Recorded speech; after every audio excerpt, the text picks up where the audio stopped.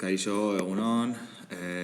Bideo honetan azalduko dut pixka bat zer den atzeralikadura, eta nire ikasegoeran egindako atzeralikadura hori nola eman den. Orduan, hasteko jakin behar dugu hori atzeralikadura edo feedbacka balio zaigula batez be ikasegoeran zehar emandakoa birpasatzeko. Baina baita ere, hori dudak argitzeko, dudak izatekotan horiek argitzeko, eta argi ez zegoena edo txartu lertuta zegoena, ondo ikasteko edo berriro birformulatzeko, ez da? Baina nola egin dezakegu edo zer egin behar dugu feedback bat ona izateko edo atzeralikadura bat ona izateko? Hasteko klaseko giroa ezinbestekoa da. Ona izan behar da, zertarako, ikasleek ere trebatzeko, parte hartzera eta ez lotxatzeko, eta modu horretan bere kezkak eta bere dudak argitzeko. Gero, zehatza argia eta ez oso luzea izan behar dira, laburra, bale? Eta zehatza. Eta azkenik, ikasleek beraien ikasketen eta atzeralikaduraren sortzaileak izatea.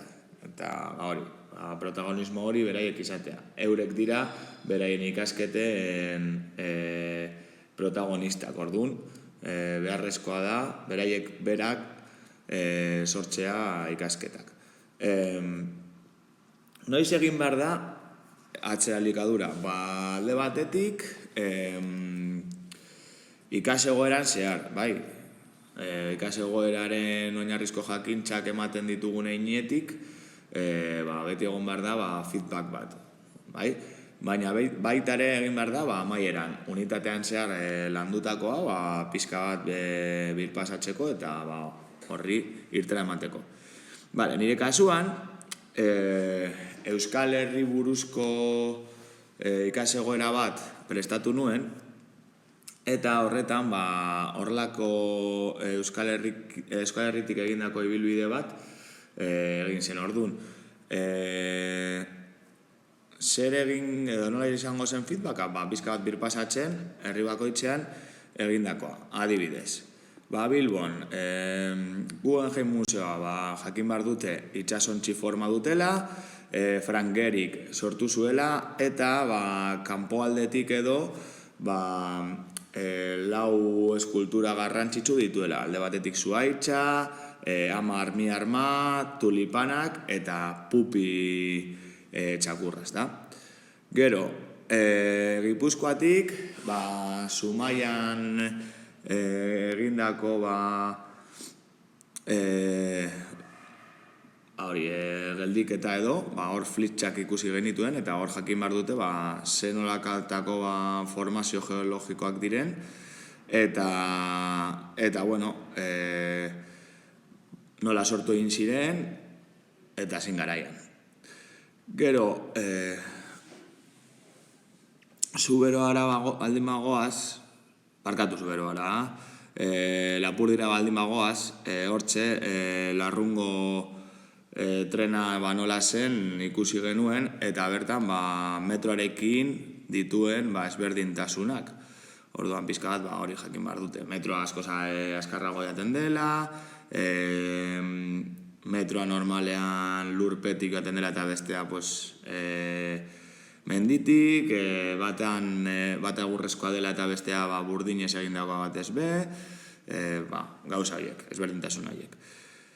Gero, Nafarro beherean, Zugarramurdi eta bertan egiten ziren akrelarreak ikusi genituen. Eta jakin behar dute, Zugarramurdi famatua dela batez be, hortxe dauden lehizeengatik. Sorginen kondairak daudelako, eta, hor daude historiotxo batzuk. Gero, Zuberoan, inauterietan egiten diren maskaradak ikusi genituen, eta maskaradetan dauden pertsona imotak. Bertan badaude gorriak eta beltzak, eta, rol ezberdina eta ofizio ezberdinak burutzen dituzte. Gero, Nafarro garaian ikusi genuen lesaka, eta lesakan egiten diren Sanferminak, beraientzako direla jai ospetsuenak, eta bertan badaude ohitura batzuk, adibidez famatuena, subidantza.